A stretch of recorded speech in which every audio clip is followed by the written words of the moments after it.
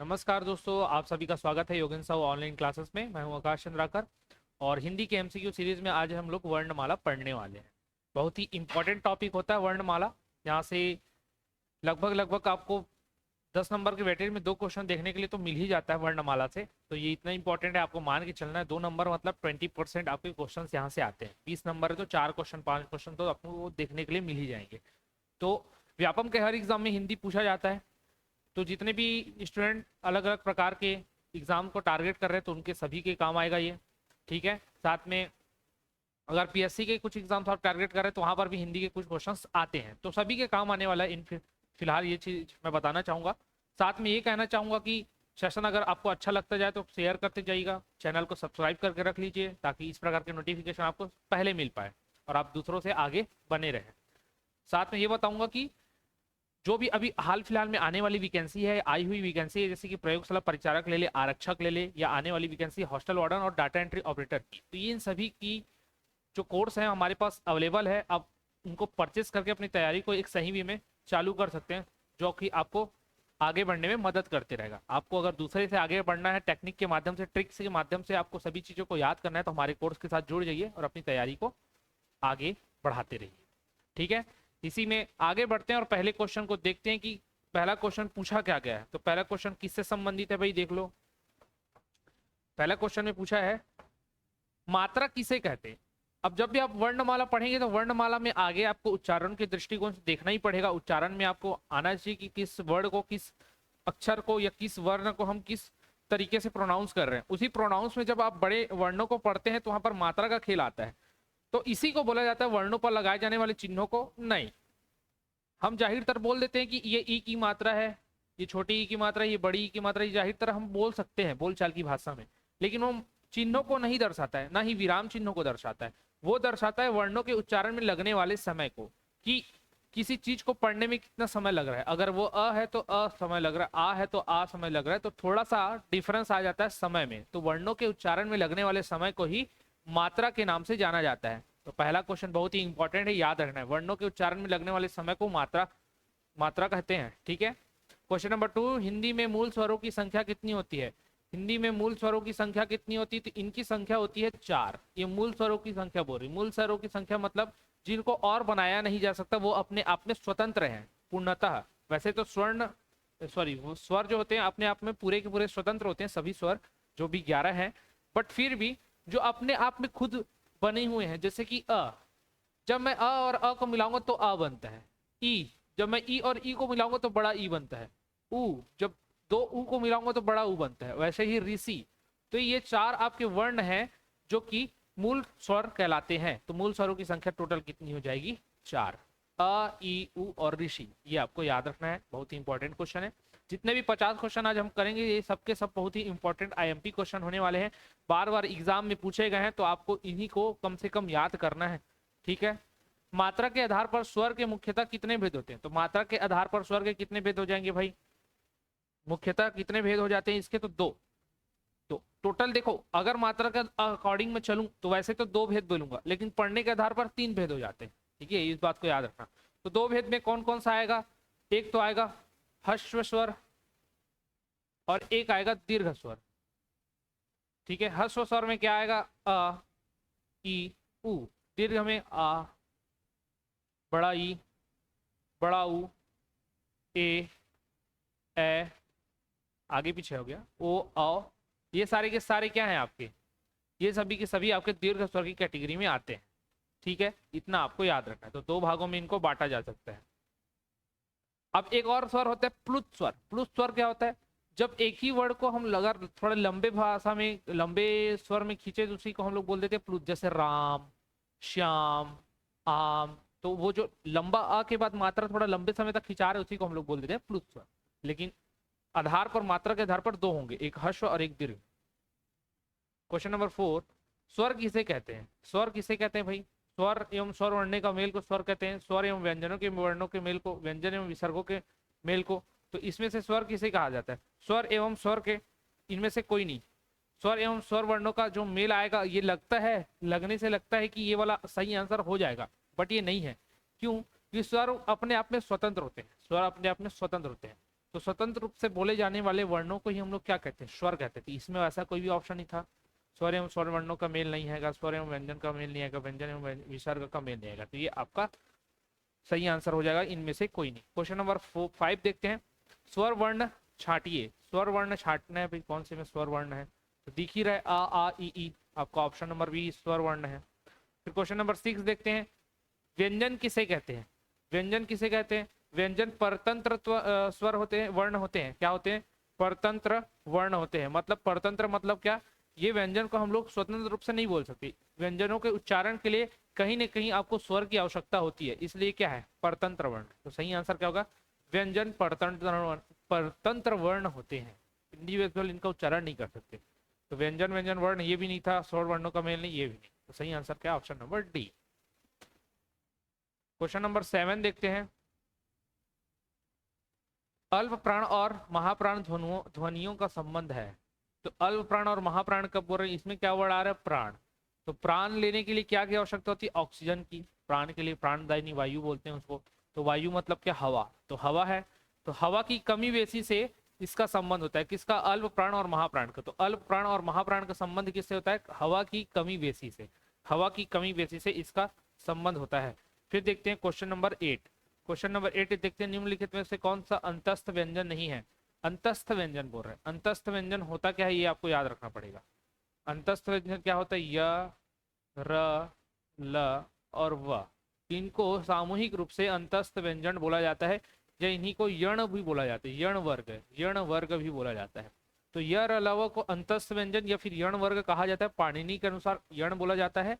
अब इसमें कौन सा नहीं है देख लो भाई, या तो मौजूद है, र भी मौजूद है, वह भी मौजूद है, कौन सा नहीं है, हा। तो आपका सही आंसर क्या हो जाएगा, हा। हा जो है अंतस्थ व्यंजन नहीं है, तो हा क्या होगा, हा होगा आपका उष्मीय संघर्षी व्यंजन। क्या होगा, उष्मीय या संघर्षी व्यंजन। इसके साथ में और क्या आते हैं भाई, उष्मीय और संघर्षी व्यंजन में, तो संघर्षी में सा आ रहा है, तो जितने भी सा है सभी आ जाएंगे, चाहे वो शक्कर का सा हो, चाहे षटकोण का सा हो, चाहे सरोता का सा हो और हा हो, ये सभी के सभी उष्म या संघर्षी व्यंजन में आ जाते हैं। तो ये आपको याद रखना है। इन चीजों को नोट डाउन करना चाहते हो तो नोट डाउन करते हुए चलना, वीडियो को पॉज करके। क्वेश्चन नंबर 9 देखते हैं। री की मात्रा को छोड़कर अम और आह को लेकर व्यंजनों के साथ सब स्वरों के मिलाप को क्या कहते हैं। तो सभी स्वरों के मिलाप को आप क्या बोलोगे भैया, ठीक है, व्यंजनों के साथ मिलाप करना है किसका, स्वरों का।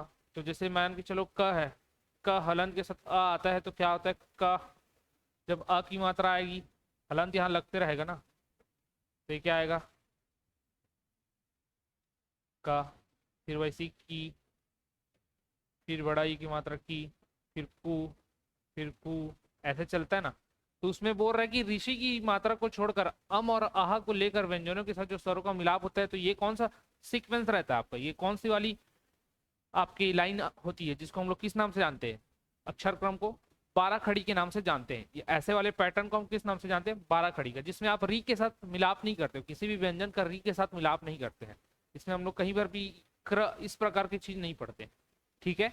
तो री को छोड़कर जो भी ये व्यंजनों का स्वरों के साथ मिलाप होता है, उसको हम लोग 12 खड़ी के रूप में जानते हैं, ठीक है।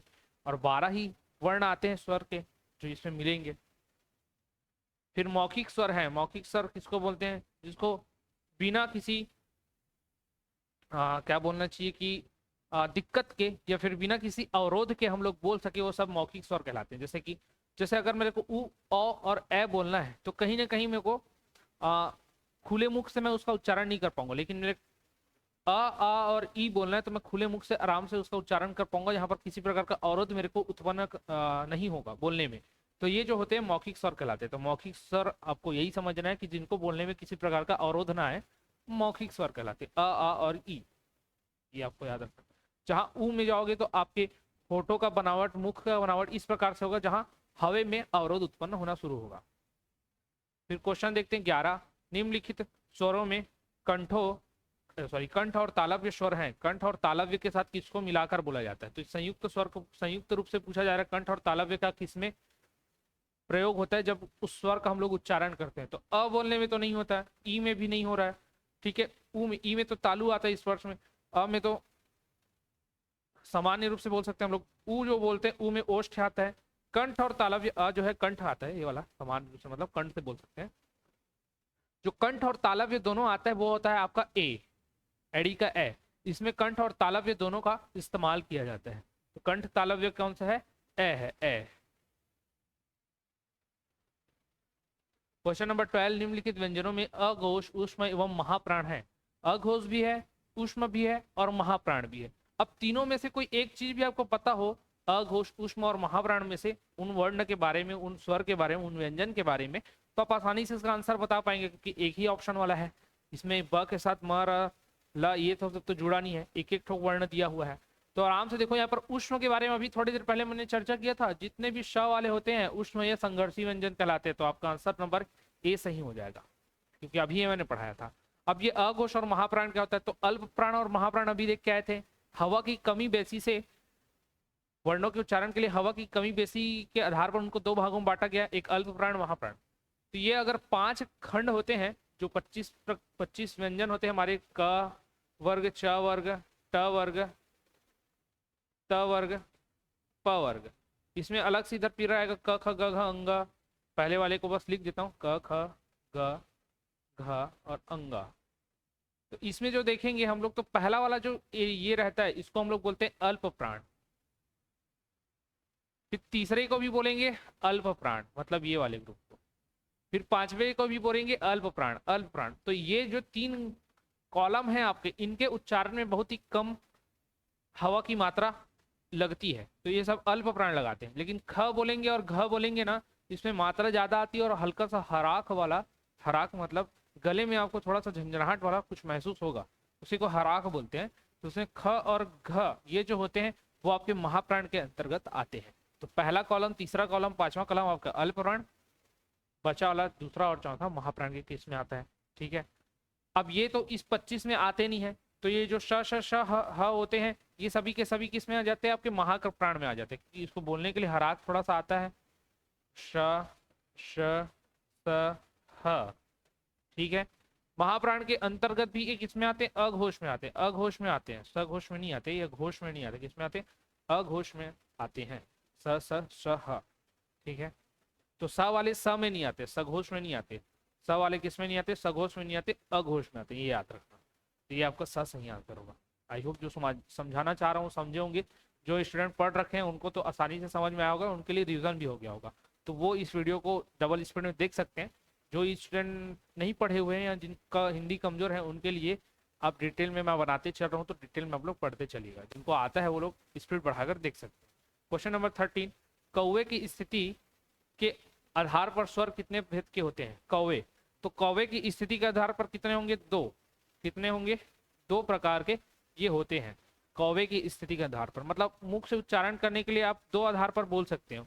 तो वही था, कौवे की स्थिति के आधार पर टोटल 2 प्रकार के ये होते हैं। तो ये आपको याद रखना है, ऑप्शन नंबर 2 आपका सही आंसर हो जाएगा। फिर क्वेश्चन नंबर 14 देखते हैं, नासिक के व्यंजन किसे कहा जाता है? नासिक के व्यंजन किसे कहा जाता है? तो जहां पर नाक से ध्वनि निकलेगी उसे नासिक के व्यंजन बोलेंगे भाई। जैसे कि म, न, वान कर्ण, ठीक है, इया, अंगा, ये सबको बोलने में क्या है, नाक का थोड़ा सा प्रयोग होता है, नाक से हवाएं निकलती है, तो उसे ही नासिक के व्यंजन कहेंगे। तो जिस व्यंजन के उच्चारण में नाक से हवा निकलती है नासिक के व्यंजन। तो किसमें है? जिन व्यंजनों के उच्चारण में हवा मुख से निकलती है, नहीं। जिन व्यंजनों के उच्चारण में हवा नाक से निकलती है, हाँ, तो ये सही हो जाएगा। ठीक है, ऑप्शन नंबर बी आपका सही है। बता भी दिया, अंगा, इया, बानकणा, न, म, ये सब क्या है? नासिक के व्यंजन में आते हैं। जो आपका पंचमाक्षर वाला जो था ना कॉलम, वो।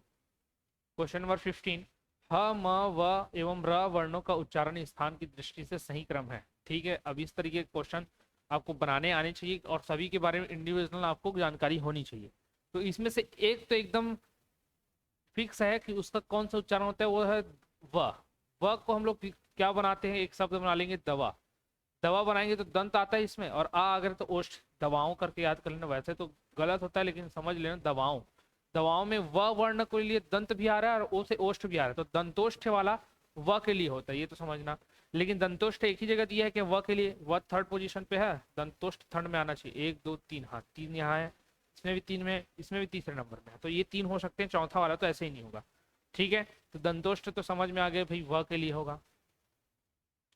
फिर देखना, जिसके उच्चारण में जो वर्ड है उसमें आपके होठों का जो पोजीशन होता है, जो मुंह का जो पोजीशन होता है, उस पोजीशन में कौन सा वाला वर्ण में आपके होठ चिपक रहे हैं या खुल रहे हैं, या फिर जीभ का जो हिस्सा है वो तालु से टच हो रहा है, यह सब आपको देखना होता है। ठीक है, इसमें आप देखेंगे दंतोष्ठ तो हो गया व के लिए। अब र के लिए देखते हैं, तो र के लिए क्या होता है, मूर्धा को टच करता है। जैसे र बोलते हैं ना, र तो आगे वाला भाग है जो दांत के पीछे वाले भाग से टकराता है, उसको हम लोग बोलते हैं क्या, मूर्धा। उसको क्या बोलते हैं, मूर्धा। तो ये मूर्धन्य होगा, ये तय हो गया कौन सा आपका, र जो होगा आपके मूर्धन्य में आएगा। र किस में आएगा, मूर्धन्य में। तो ठीक है भाई, मूर्धन्य किस में देख लो, संतुष्ट तो हो गया था, यहाँ भी था, यहाँ भी था, यहाँ भी था। मूर्धन्य र किसमें, कंठ मूर्धन्य इसमें। हाँ, तो आपको अगर दो की भी जानकारी थी तो आपका आंसर बी नंबर निकल के आता है। ऐसे ही आपको चेक करना होगा। वैसे तो एकदम रटा रुटाए हो तो शर्ट से बता दोगे। ह का कंठव्य होगा, म का ओष्ठ होगा, कि जैसे म बोलते हैं, म बोलते ही आपके होठ क्या होते हैं, आपस में चिपक जाते हैं, तो वो क्या हो गया, ओष्ठ हो गया, ओठ चिपक गया तो कंठ से हुए। ह जब बोलते हैं तो आपके कंठ में थोड़ा सा प्रेशर आता है। ह बिना कंठ में प्रेशर की ह शब्द निकलेगा नहीं, वर्ण निकलेगा नहीं। तो ये हो गया आपका ऑप्शन नंबर बी। ठीक है, अगर रटा रूट आया है तो एकदम तेजी से बनने वाले ये क्वेश्चन है। क्वेश्चन नंबर 16 देखते हैं। च व्यंजन का उच्चारण होता है, च का कहाँ से होता है, तो च का जैसे अभी ऊपर में देख के आए थे, तो वैसे च का होता है आपका तालू से। कहाँ से, तालू से। तो च से किसी भी चीज को हम लोग चटकारे लेते हैं, चटकारे लेते हैं तो कहाँ पर टच होता है, चटकारी कहाँ से लेते हैं, तालू से लेते हैं। तो तालू से लेने के कारण च से चटकारे, और कहाँ से लेते हैं, तालू से। तो च वर्ण कहाँ हो जाएगा, तालू से निकलने वाला या तालू का प्रयोग होने वाला वर्ण हो जाएगा च। वर्तस्य ध्वनिया है, वर्तस्य, वर्त्यस्य मतलब ये समझ लेना कि जिसमें भी आप बोलेंगे ना, तो आपके क्या बोलना चाहिए कि मूर्धा का यूज होना चाहिए। मूर्धा का, जैसे र में हो रहा था मूर्धा का यूज, उसी प्रकार से आपके वर्तस्य में भी होता है। वर्तस्य उसी के अंतर्गत आ जाते हैं जहां मूर्धा का होता है। तो एक तो ना होता है, ना में होता है, ना आप बोलेंगे तो सामने वाला पोर्शन टच होता है। ठीक है, फिर देखते हैं, फिर ल, ल जो देते हैं, अब ये हलंत लगा है इस वजह से ना, ये हलंत लगा है इस वजह को भी आपको ध्यान देखना है। ल, ल जो होता है वो वर्तस्य के अंतर्गत आ जाता है। वर्तस्य में भी कौन सा, वह भी, ल भी वर्तस्य में आता है, र भी वर्तस्य में आता है। लेकिन ल को बोलते हैं किस प्रकार का, पार्श्विक प्रकार का, पार्श्विक प्रकार का। लेकिन जो र होता है उसको बोलते हैं लुंठित प्रकार का, लुंठित। ठीक है, लुंठित प्रकार का। तो देखो पार्श्विक वाला कैसे याद रह जाएगा ताकि लुंठित आपको समझ में आ जाए, तो पार्श्विक वाला ऐसे याद कर लेना, पार्सल से। पार्सल, कोई भी चीज हम लोग पार्सल मंगाते हैं, पार्सल, तो पार्सल में पार्सल से, कि पार्स से क्या हो जाएगा, पार्श्विक। और ल आखिरी में आ रहा है, ल से क्या आएगा, ल वाले वर्ण को दर्शाएगा। तो ल कैसा है, पार्श्विक है, पार्सल से याद रख लेना। बचा वाला लुंठित हो जाएगा र से। ठीक है, तो ये आपके ऑप्शन नंबर डी को सही करता है, जिसमें कि ल आ रहा है और ये वर्तस्य ध्वनि होता है। साथ में ज आ रहा है, ज भी होता है जो आपके वर्तस्य ध्वनि होगा जब ये हलंत के रूप में होता है। तो ये याद रखना। फिर ओष्ठ ध्वनि है, ओष्ठ ध्वनि है। ओष्ठ ध्वनि कौन सा होता है ये आपको देखना है, बताना है। क्वेश्चन नंबर 18, ओष्ठ जिसमें ओ का यूज हो, जो आपके होठ है वो आपस में आकर जुड़ने चाहिए, तो वो ओष्ठ ध्वनि में आ जाते हैं। जिसमें प, फ, ब, भ, म, इन सभी के उच्चारण में आपके होठों का प्रयोग होता है, इसलिए ये ओष्ठ ध्वनियां कहलाती हैं। तो प वर्ग के सारे वर्ण जो होते हैं ओष्ठ ध्वनि के अंतर्गत आते हैं। इसके अलावा स्वर वर्णों में अगर पूछा जाए कि स्वर वर्णों में कौन से हैं जो ओष्ठ ध्वनि के अंतर्गत आते हैं, तो जो ओ होता है, ओ हो गया, अ हो गया, उ हो गया, दोनों उ आपके क्या है, ओष्ठ ध्वनि में आते हैं। तो वैसे स्वर्ण वर्ण जो ओष्ठ के अंतर्गत आते हैं, तो उ और ओ औ। फिर अयोगवाह वर्ण का उदाहरण है, अयोगवाह। अयोगवाह में क्या आते हैं, तो अयोगवाह में आपके अम और आह दोनों को लिया जाता है। अम और आह को अयोगवाह में लिया जाता है, जिसमें अम को बोला जाता है अनुस्वार। क्या बोला जाता है, अनुस्वार बोला जाता है। और अह को बोला जाता है विसर्ग। इसको लिख लेना अनुस्वार, और इसको लिख लेना विसर्ग। क्लियर, ये दोनों अयोगवाह के अंतर्गत आते हैं। अयोगवाह वो वर्ण होते हैं जो व्यंजन और स्वर के बीच में काम करते हैं या बीच में आते हैं, मतलब वो स्वरों के बाद में आएंगे लेकिन व्यंजनों से पहले आते हैं, वो सब अयोगवाह में आते हैं। और वैसे कौन है, दो हैं, अम और आह। फिर देखना ल किस प्रकार का व्यंजन है, तो अभी मैंने बताया था ल किस प्रकार का होगा, पार्श्विक होगा। वर्त से तो होगा, मूर्धा के अंतर्गत तो आता है, मूर्धा में वर्त से प्रकार का आता है। वर्त प्रकार में भी किस में आएगा ये, तो पार्श्विक में आता है। जो र होता है वो लुंठित में आता है, ल जो होता है वो पार्श्विक में। कैसे याद किए थे? पार्सल से याद किए थे। पार्सल में पार्स, ये क्या हो जाएगा आपका? पार्श्विक को बताएगा, और ल किसको बताएगा? ल वर्ण को बताता है। ठीक है, फिर उसके बाद देखते हैं क्वेश्चन नंबर 21। इसमें क्या लिखा गया है? पंच। पंच में दब जाएगा। पंच में अनुस्वार किस रूप में आता है? पंच में अनुस्वार किस रूप में आता है? ये क्वेश्चन पढ़ लो पहले, फिर ऑप्शन हम लोग देखेंगे। तो पंच में अनुस्वार, अनुस्वार अभी मैंने बताया था, अम की बिंदु, अम की बिंदु को बोलते थे। यहाँ पर अगर मैंने बताया था, इसको बोलते हैं अनुस्वार बोलते हैं। अनुस्वार, पंच में अनुस्वार किस रूप में आता है? अब जरूरी नहीं कि वो अम की बिंदु के रूप में तो आता है, लेकिन वो केवल न को बताए, केवल म को बताए। वो कहीं कहीं पर इया भी बताएगा, कहीं पर च भी बताए। च तो नहीं बताता, उसे अंग को बताता है, या बांध के अण को बताता है। तो इस वाले पंच में आपके किस रूप में यूज हुआ है ये आपको देखना है। तो इस वाले पंच में जो आता है, पंच आप जब उच्चारण के लिए जाते हैं तो वो इया का रूप आता है, पंच। तो उसमें इया का रूप आता है। किसका रूप आता है? इया का। तो आपका सही आंसर क्या होगा यहाँ पर? इया। ऑप्शन नंबर आपका बी। अगर इसको लिखना भी चाहो तो आप इस रूप में लिख सकते हो। ये आपका पंच का असली रूप, ओरिजिनल होता है, जिसको हम लोग इस रूप में लिख सकते हैं, बिंदु के रूप। इसी को ही बोलते हैं और अनुनास, सॉरी अनुस्वार, अनुस्वार बोलते हैं। ठीक है, अनुस्वार ही पूछा था। क्वेश्चन नंबर 22, महाप्राण व्यंजन होता है प्रत्येक वर्ग का। तो महाप्राण कौन सा होता है? अभी मैंने बताया था आपको, मैंने लिखा था। अल्प प्राण कौन होते हैं? एक होता है, तीसरा होता है और पांचवा होता है। तो बचा महाप्राण क्या होगा? दूसरा और चौथा। तो दूसरा और चौथा आपका क्या है? महाप्राण व्यंजन कहलाता है। क्वेश्चन नंबर 23, जिस शब्द में अनुस्वार के स्थान पर न लिखा जा सकता है वो कौन सा है? तो किसमें बाण का अड़ा लिख सकते हैं अनुस्वार के जगह में? पंक्ति में। पंक्ति के क्या सही रूप ये होता है क्या? ये तो अगर उच्चारण करोगे तो पंक्ति हो जाएगा। पंक्ति तो कोई चीज ही नहीं होता, तो ये तो नहीं होगा। पणजा भी नहीं पढ़ते हम लोग, पणजा नहीं पढ़ते। ठीक है, पणजा नहीं पढ़ते, पंजा पढ़ते, तो ये भी नहीं होगा। क्या होगा? तो पंडित। पंडित में हम लोग ये पढ़ते हैं, इस रूप में लिखा भी जाता है। तो बाण का अड़ा किसमें लिखा जा सकता है? आपके पंडित में। इसका सही क्या होता? प इया जा, पंजा। पंक्ति में क्या होता? प आधा न कति, पंक्ति। इस प्रकार का आप पंक्ति लिख सकते हो। पंडित सही रूप होगा जिसमें बाण का अड़ा अनुस्वार के स्थान पर आएगा। 15 में आधा ना आता है, 15 में। क्वेश्चन नंबर 24, यह संयुक्त व्यंजन माना जाता है। किसे संयुक्त व्यंजन माना जाएगा? तो संयुक्त व्यंजन का मतलब क्या होता है? जिसमें दो व्यंजन आपस में जुड़कर एक नए व्यंजन का निर्माण करते हैं, संयुक्त व्यंजन कहलाते हैं। अगर अंगा की बात करूं तो ये तो वो है, नासिक के व्यंजन है। इसमें दो व्यंजन नहीं आते, अपने आप में अकेला पाया जाता है। म भी अपने आप में अकेला होता है। छ और इया, छ और इया बचा। तो छ और इया में देखेंगे तो इया भी क्या है? नासिक के व्यंजन के अंतर्गत आता है। नासिक व्यंजन भी अपने आप में स्वतंत्र होता है। बचा क्या? छ। तो छ को कैसे लिखेंगे? एक तो क लिखेंगे हलन के साथ, फिर इसको छ लिखेंगे, च लिखेंगे। ठीक है,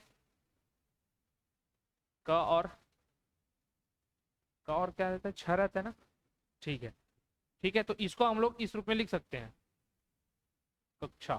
तो ये कक्षा वाला जो होता है आपका राइट आंसर होता है। एक्चुअली मेरे को मीनिंग याद नहीं आ रहा, जा था शायद। क के पास आप जा लिखते हैं तो ये फिर छ आता है। ठीक है, तो इतना ध्यान रखना है। कक्षा वाला जो शब्द होता है वो आपका संयुक्त व्यंजन के अंतर्गत आता है। इसमें दो व्यंजनों का आपस में जोड़कर संयुक्त व्यंजन बनाया जाता है। एक्चुअल में क्या है एकदम याद नहीं आ रहा। अगर याद आएगा क्वेश्चन पढ़ते पढ़ते क्वेश्चन के दौरान में, तो आपको सही आंसर मैं बताती चलूंगा। Question number 25। क्वेश्चन नंबर 25, इस वर्ण शब्द का उच्चारण मूर्धा या मूर्धन्य है। क्या है? इस वर्ण या शब्द का उच्चारण मूर्धा या मूर्धन्य है। तो मूर्धा या मूर्धन्य से कहां से किसका उच्चारण हम लोग करते हैं? क च ट प। क च ट प में देखो मूर्धा में किस में आ रहा है? तो क तो कंठ से होता है, च सो आपके के तालु से होता है, ट जो होता है वो आपके मूर्धा से होता है। ट जो होता है वो मूर्धा से होता है। प वाला तो ओष्ठ था। तो क ट आपका सही आंसर हो जाता है, जिसमें मूर्धा से उच्चारण किया जाता है।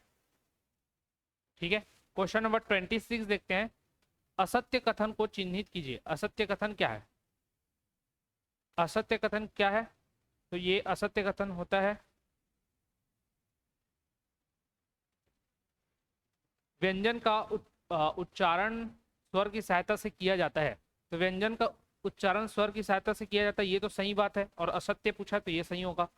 फिर स्वर ध्वनि कंठ से निकलती है तथा बिना अवरोध मुखागुह से बाहर चली जाती है। तो स्वर ध्वनि कंठ से निकलती है और बिना अवरोध चली जाती है, ये भी सही है।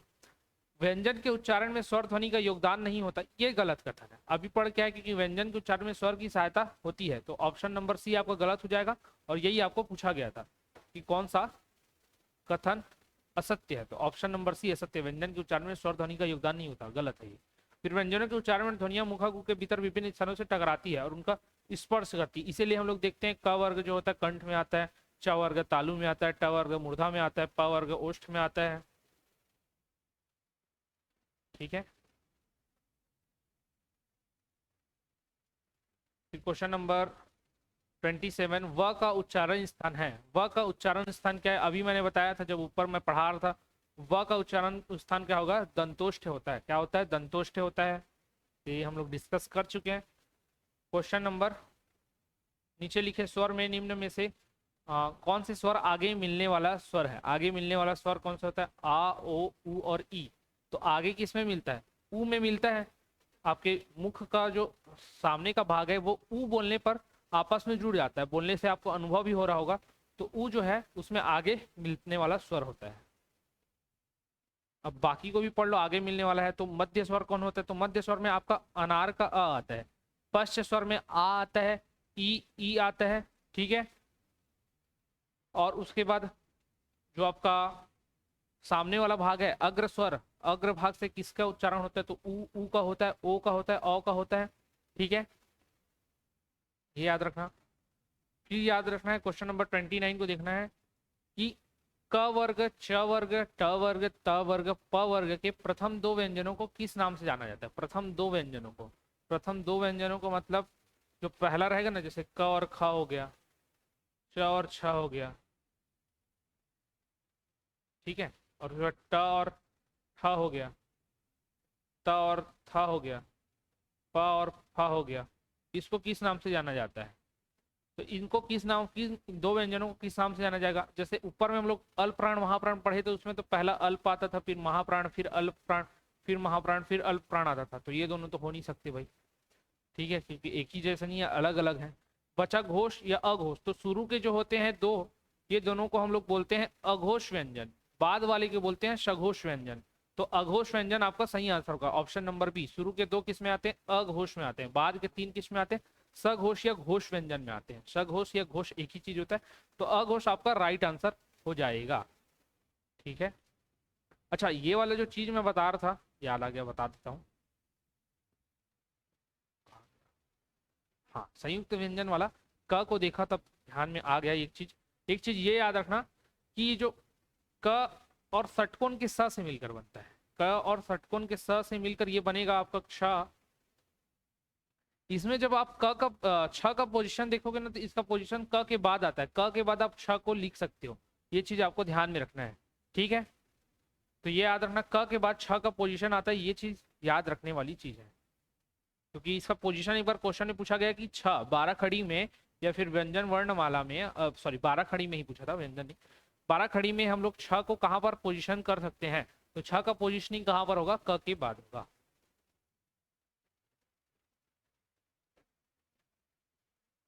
फिर वह देख लिए थे, ये भी देख लिए थे, ये क्वेश्चन भी हो गया था।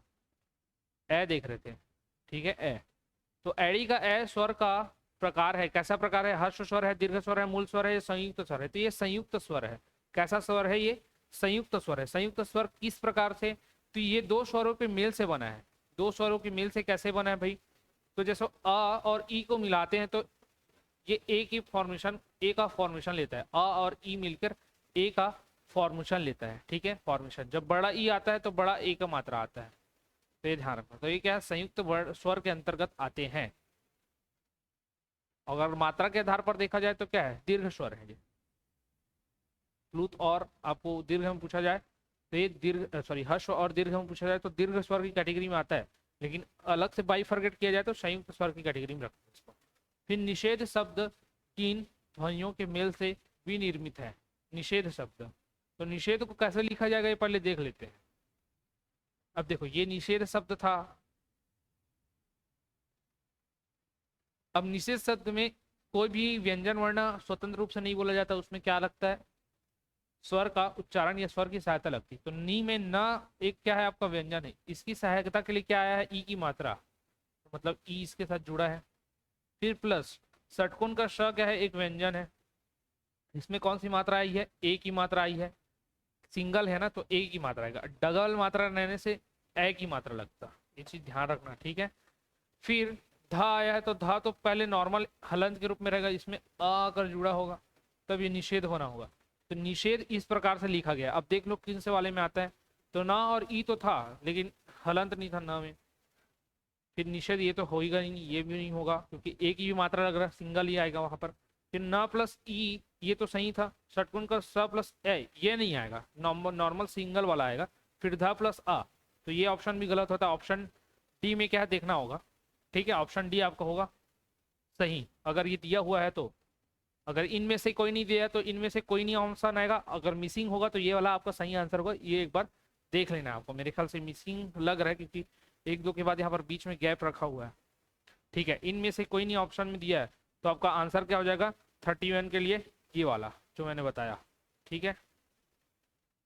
अब ये मन में आ रहा होगा कि क्या ये वाला मात्रा सही हो सकता है क्या, तो हाँ ये हो सकता था, लेकिन वहां पर निषेध में क्या है, सिंगल एक ही मात्रा है, डबल एक ही मात्रा नहीं है। ये क्या है, ए को बताता है, ए को, और ए को क्या बताता है, ये वाला बताता है, तो ये ध्यान में रखना। तो इनमें से कोई नहीं सही आंसर होगा। क्वेश्चन नंबर 32, राम शब्द में कितने वर्ण हैं, राम शब्द में कितने वर्ण हैं देख लेते हैं भाई। राम में सेम चीज इसको देखना, राम का वर्ण तो र पहले आएगा, फिर अ की मात्रा आएगा, फिर म आएगा, फिर अ आएगा, तो टोटल 4 वर्ण आए। तो कितने वर्ण आएंगे, 4 वर्ण आएंगे, क्योंकि व्यंजन हमेशा हलंत के रूप में रहेगा, जब उसमें स्वर्ण आकर जुड़ेगा तब वो क्या कहलाएगा, एक परफेक्ट व्यंजन वर्ण बनेगा। पहले तो हलंत वाला ही रहता, फिर उसमें कोई स्वर आकर जुड़ेगा हलंत, फिर कोई स्वर आकर जुड़ेगा, तब वो राम में कहलाएगा। टोटल 4। तो ऐसे आपका तोड़ को देखना होगा, तब आप बताएंगे किसी में कितने वर्ण आने वाले हैं। फिर देखते हैं हिंदी में अनुनासिक वर्णों की संख्या है, हिंदी में अनुनासिक वर्णों की संख्या कितनी होती है, हिंदी में अनुनासिक। अब अनुनासिक कितनी होगी, अभी मैंने बताया था कितनी होंगी, 2 होंगी। अनुनासिक होती क्या है ये आपको याद रखना होगा, अनुनासिक वर्ण होते कितने हैं, ठीक है। सॉरी ये नहीं आएगा यार, क्वेश्चन नंबर 33 अनुनासिक, इसमें टोटल आपके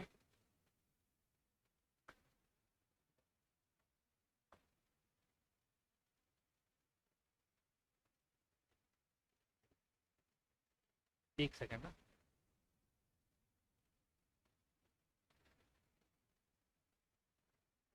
तो अनुनासिक वर्णों की संख्या इसमें टोटल आपके 4 होगी, 2 नहीं होगी। 2 तो वो था आपका अयोगवाह था, अयोगवाह 2 थे जो अम और आह से मिलकर बने होते थे, अम और आह से मिलकर बने होते थे वो अयोगवाह थे, ठीक है। ये आपको याद रखना है। तो अनुनासिक वर्णों की संख्या, नहीं यार 4 भी नहीं होना चाहिए, इनमें से कोई नहीं इसका सही आंसर होगा, ठीक ठीक, इनमें से कोई नहीं। अनुनासिक में, अनुनासिक जो होते हैं वो क्या होते हैं आपके, टोटल 5 होते हैं। जैसे कि जो पंचमाक्षर हम लोग बोलते हैं वो भी अनुनासिक में काउंट कर लिया जाता है, ठीक है। तो इनमें से कोई नहीं इसका राइट आंसर होगा, ठीक। फिर देखते हैं क्वेश्चन नंबर 34, कौन सा व्यंजन त वर्ग का नहीं है, त वर्ग का कौन सा नहीं है, तो त था द ध न ये आता है, त था द ध न, तो बचा क्या म, तो माँ वाला कौन सा वर्ग का होगा, आपके प वर्ग का होगा। ये वाला क्लियर कर लो है ना। इसमें इनमें से कोई नहीं आएगा कि अनुनासिक वर्णों की संख्या पूछी गई है। अनुनासिक वर्ण में आप लोग देखेंगे तो वही मैंने बताया, जो पंचमाक्षर वाला आपका जो होता है, ठीक है, पंचमाक्षर वाला जो होता है, पंचमाक्षर वाले में को भी इसमें काउंट कर लिया जाता है कभी कभी, इस वजह से इनमें से कोई नहीं इसको आंसर में लिया गया है। और ये क्वेश्चन उसमें ही फॉर्म हुआ था पेपर में, जहाँ पर सभी ने 1 मार्क आया था, बट एक को आंसर नहीं लिया गया था, इनमें से कोई को आंसर लिया गया था, उसका कारण वही रखा गया था, ठीक है। क्वेश्चन नंबर 35, अभ्यांतर प्रयत्न के अनुसार वर्णों के उच्चारण के मुख्य रूप से कितने भेद, तो टोटल 4 भेद होते हैं अभ्यांतर प्रयत्न के अनुसार। अभ्यांतर प्रयत्न मतलब जैसे हम बोलते हैं तो बोलचाल की भाषा में हमारे मुख के खुले रहने की संभावना, मुख के बंद रहने की संभावना, थोड़े खुले रहने की और थोड़े बंद रहने की संभावना को मिलाते हुए टोटल 4 प्रकार के आपके अभ्यंतर प्रयत्न के अनुसार ये होते हैं। 4 प्रकार के कितने होते हैं, टोटल 4 प्रकार के ये होते हैं। ठीक है, वही रखना आपको, मुख का ओपन रहना, मुख का बंद रहना, थोड़ा खुला होना, थोड़ा बंद होना। फिर वर्ड होते हैं, एक तो होता है मुख विवृत्त होता है, एक एक संवृत्त होता है। ठीक है, विवृत्त संवृत्त, फिर एक अर्थ विवृत्त और एक अर्ध संवृत्त होता है। ठीक है, तो ये याद रखना। फिर देखते हैं क्वेश्चन नंबर 36, निम्न में से कौन हिंदी में अल्प प्राण महाप्राण का जोड़ा नहीं है? अल्प प्राण और महाप्राण का जोड़ा नहीं है। टोटल यहाँ पर 4 ऑप्शन है। तो अल्प प्राण महाप्राण आपको पहले पता था। सबसे पहले क्या आता है? अल्प प्राण आता है। तो पहला वाला तो अल्प प्राण होगा, दूसरा वाला महाप्राण होगा, तीसरा वाला अल्प प्राण होगा, चौथा वाला महाप्राण और पांचवा वाला फिर से अल्प प्राण होता है। तो क तो अल्प प्राण है, ख महाप्राण है, तो जोड़ा है। ये नहीं है, कौन सा नहीं है पूछा, तो ये तो है भाई। फिर क और य में देखते हैं, तो य तो इसमें नहीं आता है, बाकी जो है उसको पहले देख लेते हैं। ज और झ, तो च छ ज झ, ज झ ऐसे पढ़ते हैं, तो अल्प प्राण महाप्राण का ये जोड़ा होता है। ठीक है, अल्प प्राण महाप्राण आया ना, अल्प प्राण महाप्राण, फिर अल्प प्राण, फिर महाप्राण। तो च छ, फिर ज और झ, जैसे यहाँ पर क और ख, तो ये अ लिख देता हूँ, म लिख देता हूँ, अ लिख देता हूँ, म लिख देता हूँ और अ लिख देता हूँ, ये समझ जाएंगे आप लोग। तो ये जोड़ा तो है, ये जोड़ा भी है। ल और ये व, ये प्रिंट मिस्टेक है, ल और ये व है। तो व तो आपका होता है, या नहीं होता है। जैसे हम लोग पढ़ते हैं ना यण में, यण य र ल और व, ये 4 प्रकार के वर्ण पढ़ते थे। इनमें जो य र और ल है, ये आपके क्या बोलना चाहिए कि अल्प प्राण की कैटेगरी में आते हैं। ठीक है, य र ल व जो होते हैं ये सभी के सभी, व भी, य र ल व जो होते हैं ये सभी के सभी आपके अल्प प्राण की कैटेगरी में आते हैं। सभी के सभी अल्प प्राण, तो ये तो होता ही नहीं बचा का। अगर मान के चलो यहाँ ह भी होता तो भी ये वाला होता। अगर जैसे यहाँ पर देखूं मैं, बोर्ड क्लियर नहीं करता, यहाँ पर ये प्रिंट मिस्टेक है, यहाँ पर ये ह होगा। अगर ये ह होगा, ह हो या व हो, तो दोनों केस में ये आंसर आपके मैच कर, सॉरी व के ह के केस में ये आंसर मैच करते हैं। कैसे मैच करते हैं? जैसे ही क और ख हुआ, ज और झ हुआ, वैसे ल और ह जो होते हैं, मतलब कौन कौन सा वाले, श श श और ह, ये जो होते हैं ये सभी के सभी आपके क्या है, महाप्राण की कैटेगरी में आते हैं। और ये वाला किस में आते हैं? अल्प प्राण की कैटेगरी में आते हैं। तो ये अल्प प्राण और महाप्राण का जोड़ा बनता है, ये भी सही होता। बचा कौन सा? या, तो ये आपका राइट आंसर होगा, जो कि अल्प प्राण महाप्राण की कैटेगरी में नहीं आता है। ये दोनों क्या है? अल्प प्राण की कैटेगरी में आते हैं। तो यहाँ पर लिख लेना, श श श ह जो होते हैं वो महाप्राण है, और ये क्या है? अल्प प्राण है। ठीक है, तो ये एक बार नोट कर लेना, ये काम में आएगा। ठीक है, वही पूछा था कि जोड़ा नहीं है, तो क और यह जोड़ा नहीं। फिर क्वेश्चन नंबर 37 दिए गए में, जिन स्वरों के उच्चारण में स्वर से लगभग तिगुना समय लगता है उन्हें क्या कहते हैं? तो जिन स्वरों के उच्चारण में हर्ष स्वर से तिगुना समय लगता है उसको प्लुत स्वर कहते हैं। जैसे कि मैं, अगर मुझे लिखना हो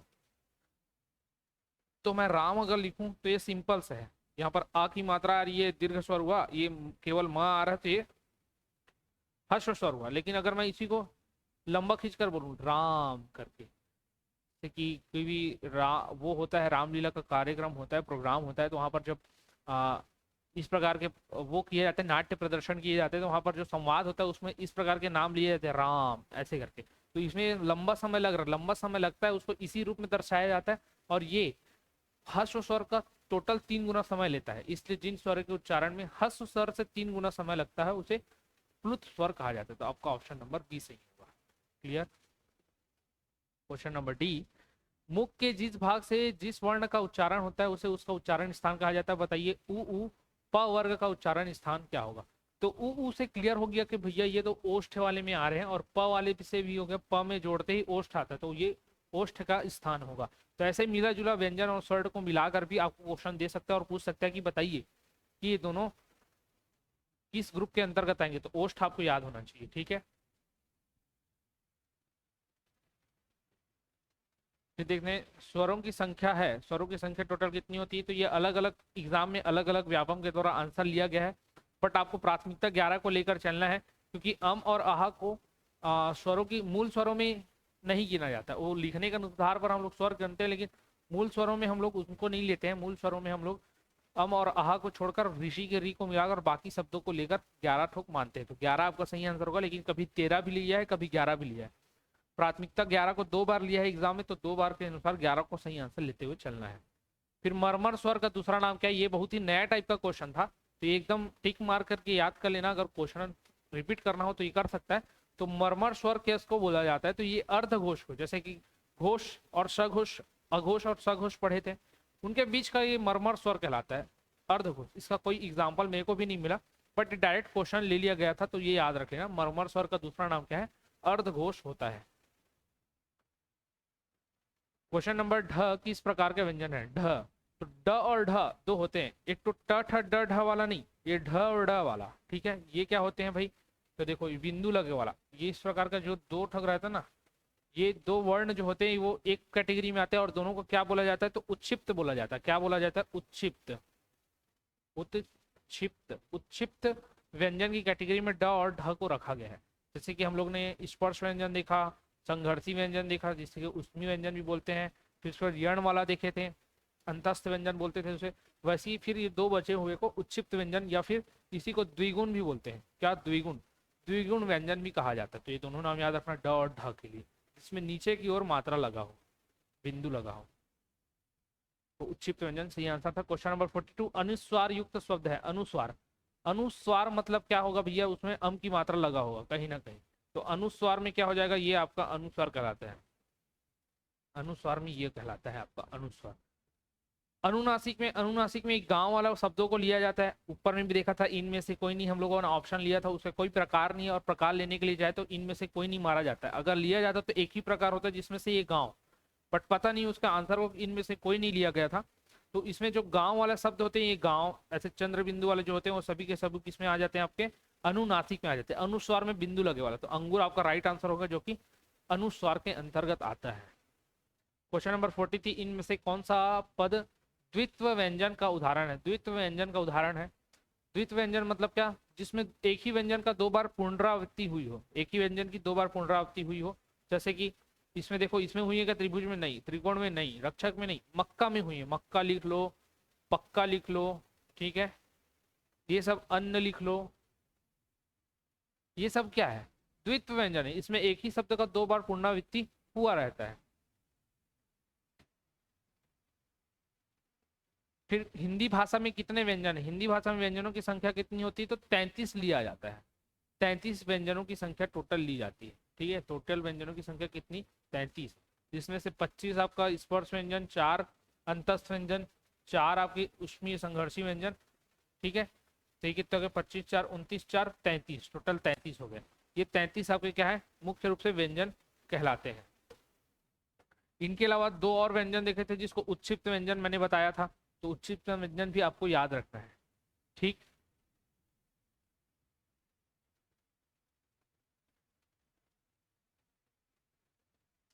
फिर देखते हैं, अच्छा, और इनके अलावा और 4 व्यंजन और होते हैं, संयुक्त व्यंजन।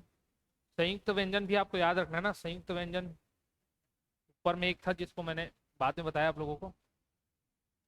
संयुक्त व्यंजन जैसे कि क्ष हो गया, जैसे कि त्र हो गया, जैसे कि ज्ञानी का ज्ञा हो गया, ठीक है, छ त्र ज्ञा, और एक होता है आपका श्र। ये सब क्या है, संयुक्त व्यंजन की कैटेगरी में आते हैं, ये सारे के सारे। एक और वर्ड होता है श्री, श्री करके ना, ठीक से लिख लेता हूँ एक बार। ये जैसे कि हम लोग कोई लिखते हैं, श्रृंगार लिखते हैं, तो श्रृंगार में जो श्री आता है, ये वाला आता है, ना कि ये वाला, ठीक है। ये श्रमिक वाला श्र है, ये श्रमिक वाला श्र होता है, जिसमें शक्कर का श प्लस र जुड़ा होता है। ज्ञानी के ज्ञा में इसमें ज प्लस इया जुड़ा होता है, जो इया वाला हम लोग पढ़ते हैं ना पंचमाक्षर में, इया। त्र में त हलन के साथ प्लस र जुड़ा होता है। छ में का प्लस षटकोण का स जुड़ा होता है, क्ष, ये बनता है। तो इस प्रकार से ये रहता है। श्रृंगार के श में क्या होता है, आपका श प्लस ऋषि का री होता है, तो ये श्रृंगार का श्री बनता है, ठीक है। ये अलग अलग लिख लेना, मैंने भले इधर उधर आपको मिक्स करके शायद बता दिया होगा, बट मैं बोलते चला हूँ, उसको याद रखते चलना, उसको लिखते हुए चलना, आपने एक जगह नोट कर लेना। और नोट्स होगा हमारे साथ लगातार जुड़े हुए, हमारे कोचिंग के संस्थान के साथ आप जुड़े हुए स्टूडेंट हो, हमारे कोर्स के माध्यम से आपने पढ़ाई कर रखा है, तो ये तो आपको मिल गया होगा, आसानी से आप लोगों ने पढ़ रखा होगा, और सारी चीज़ों को टेक्निक के माध्यम से याद कराया गया है, तो सारी चीज़ आपको आसानी से याद होंगी ही, ठीक है। बस ये आप रिविजन करते मेरे साथ में चलिए और क्वेश्चंस करते चलिए, क्योंकि पढ़ने के बाद क्वेश्चन लगाना जरूरी है। और क्वेश्चन लगाना एमसीक्यू सीरीज तो मैं लेकर आया हूँ, लेकिन साथ में अपने स्व आकलन के लिए आप लोग टेस्ट सीरीज भी परचेज कर सकते हैं। आने वाले एग्जामों के लिए टेस्ट सीरीज लॉन्च किया जाएगा, लेकिन अभी हाल फिलहाल के होने वाले एग्जाम के लिए टेस्ट सीरीज अवेलेबल है, उनके लिए आप परचेस करके अपनी तैयारियों का आकलन कर सकते हो। फिर क्वेश्चन नंबर देखते हैं 45, उच्चारणों में वायु प्रक्षेप की दृष्टि से व्यंजनों के कितने भेद होते हैं? वायु प्रक्षेप की दृष्टि से व्यंजनों के कितने भेद है भाई? तो वायु प्रक्षेप क्या हो सकता है, मतलब मुंह से निकलने वाले वायु कितने कैसे होंगे? तो उसके आधार पर इसका आंसर जो लिया गया था वो क्या था? वायु प्रक्षेप के आधार पर व्यंजन दो प्रकार के होते हैं, वायु प्रक्षेप के अनुसार दो प्रकार के होते हैं। ये सीधा सीधा दो आपको टाइप याद रखना है, टाइप के एकदम नाम नहीं रटने हैं, केवल दो प्रकार के होते हैं, ये आपको याद रखना है। कुछ क्वेश्चन ऐसे हैं, कभी कभी पीएससी या फिर व्यापम के द्वारा ऐसे क्वेश्चन दिए जाते हैं जो एकदम नए तौर पर होता है, उनका ना पुराना कोई रिकॉर्ड रहता है ना पुराने तरीके से किसी ने पढ़ रखा होता है। उनमें से एक क्वेश्चन ये था कि उच्चारण में वायु प्रक्षेप की दृष्टि से व्यंजनों के कितने भेद? तो व्यंजनों के टोटल कितने भेद थे? दो भेद थे, ठीक है। साथ में ऐसा वाला ही क्वेश्चन वो अयोगवाह बोलता हूँ, अनुनासिक के लिए था, अनुनासिक के कितने भेद हैं? वहां पर भी उसी प्रकार का वो क्वेश्चन था। ये दोनों क्वेश्चन को आपको याद रखना, सीधे सीधे याद रखना है। फिर आगत ध्वनि कौन सी है? आगत ध्वनि क्या होता है? तो आगत ध्वनि एकदम सरल है, जिसमें अ की मात्रा हो, चंद्र बिंदु वाला नहीं, अम की मात्रा वाला नहीं, जिसमें केवल चंद्र बिंदु हो, जैसे कि अ वाला। ऑक्सफोर्ड लिखना है आपको तो यही लिखोगे ऑक्सफोर्ड, तो इसमें अ की मात्रा आ रहा है, तो ये जो होता है ये आगत ध्वनि कहलाता है। तो आगत ध्वनि कौन सी होती है? अ वाला, अ, ठीक है। तो याद रखना है आपको, यहाँ मात्रा नहीं, अ की मात्रा नहीं है, ये अ वाला है बीच का, ठीक है।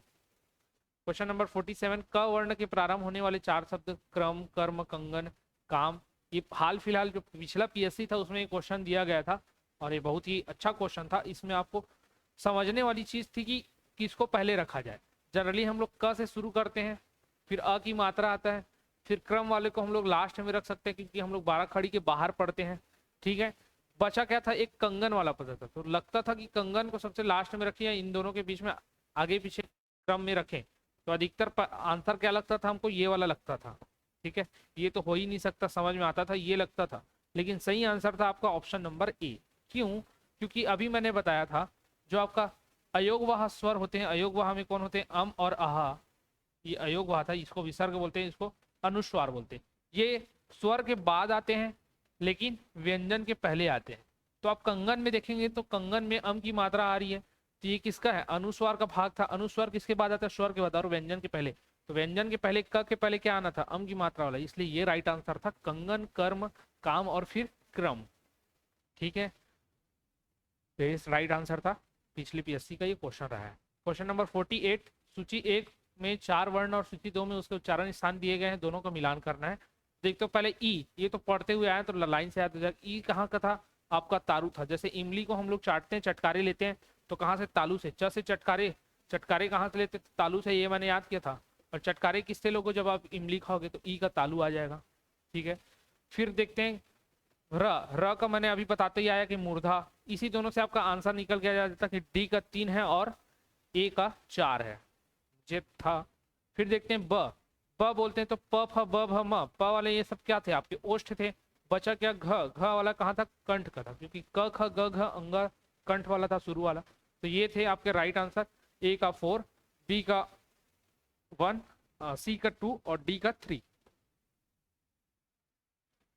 ये ऑप्शन नंबर डी सही था, 4 3 4 1 2 3। क्वेश्चन नंबर 49, हिंदी वर्णमाला में ड और ध ध्वनि को क्या कहा जाता है? अभी मैंने बताया था उच्छिप बोला जाता है। उच्छिप्त के अलावा क्या बोलते हैं? इसको द्विगुण व्यंजन कहा जाता है।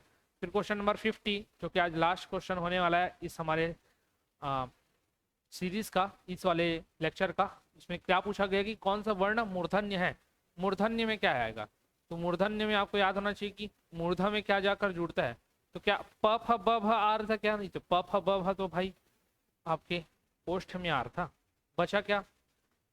ट ठ ड ढ, तो ये वाला जो ट ठ ड ढ वाला आता है वो आपके मूर्धा में जाकर टकराता है। जो जस्ट तालू के पीछे वाला जो सामने वाला पोर्शन और दांत के पीछे वाला पोर्शन रहता है, जिसको दंत मूल या मसूड़ा बोलते हैं, वर्त से बोलते हैं, उसी के पास में ये जाकर टकराता है मूर्धा। उससे थोड़ा सा और पहले, इसलिए इसको मूर्धा बोलते हैं। और दांतों के और मसूड़े के बीच में टकराए तो उसको वर्त से बोलते हैं, ठीक है। मसूड़े के पास टकराए तो वर्त, और उससे पहले चढ़ाए टकराए तो मूर्धा। तो ट ठ ड ढ पढ़ेंगे तो आप यहाँ पर वो टच होता है तो ड आपका राइट आंसर हो जाता है। तो ये आपके टॉप 50 क्वेश्चंस हुए वर्णमाला से रिलेटेड। आई होप आपको अच्छा लगा हो। कुछ जगह पर फंबल हो गया था, उसको मैं सुधारते चला हूँ। ठीक है, आपको इसी वे में चीज़ों को याद रखना है। एक क्वेश्चन जो डाउट हो सकता है मेरे पढ़ाने के वे में डाउट आ रहा होगा आपको, क्वेश्चन नंबर तो याद नहीं, लेकिन वो अनुनासिक वाले में, तो अनुनासिक वाले का वैसा जैसे में एक्सप्लेनेशन मैंने देखा था उसके अकॉर्डिंग बताया है। उसमें एक आंसर वैसे लेना चाहिए क्योंकि चंद्र बिंदु वाला ही अनुनासिक के अंतर्गत आता है, बट वैसा आंसर नहीं लिया गया था, इनमें से कोई नहीं लिया गया था, तो वही आपको याद करते हुए चलना है। ठीक है, तो इस वीडियो में फिलहाल इतना रखते हैं। अगर कोई भी डाउट हो तो आप कमेंट बॉक्स में कमेंट करके बता दीजिएगा, ताकि अगले लेक्चर में मैं उसको लेते हुए चलूँ। हो सकता है कि ये वीडियो आपको डिले में मिलते जाए, तो मैं सभी का एक आध दिन किसी ना किसी दिन सभी कमेंट जो भी आपके क्वायरी रहेंगे उनको लेते हुए किसी एक वीडियो में बताते हुए चलूंगा, क्योंकि अभी मैं तो रिकॉर्ड करते हुए चल रहा हूँ। अब तक ये वीडियो कब तक पहुँच पाएगा इसका तो मुझे अंदाज़ा नहीं है, बट फिर भी आप लगातार सेशन के साथ बने रहिए और अपनी तैयारी को आगे बढ़ाते रहिए। इस वीडियो में इतने रखते हैं, धन्यवाद।